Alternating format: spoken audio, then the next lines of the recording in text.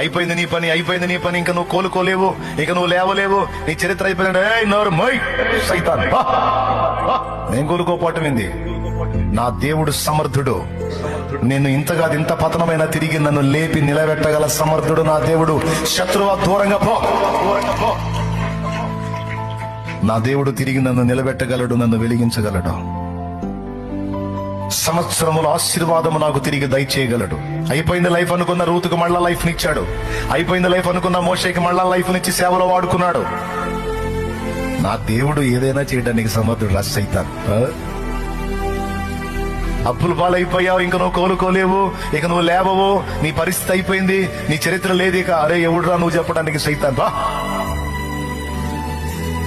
నా దేవుడు సజీవుడురా.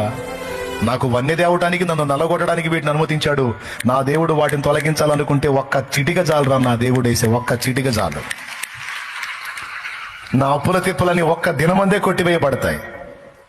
నీకు మాయ రోగం వచ్చింది, నీకు పెద్ద రోగం వచ్చింది, నీ కంపెనీ జబ్బు వచ్చింది, నీ గుండె తేడా ఉంది, నీ కిడ్నీలు తేడా ఉంది, నీ లివర్ తేడా ఉంది, నీ రక్తం చెడిపోయింది, నీకు క్యాన్సర్ వచ్చింది, నీకు అంత జబ్బు వచ్చింది, నీకు ఇంత జబ్బు వచ్చింది, ఇక నువ్వు బతకవు, ఇది వచ్చిన వాళ్ళు బతకరు.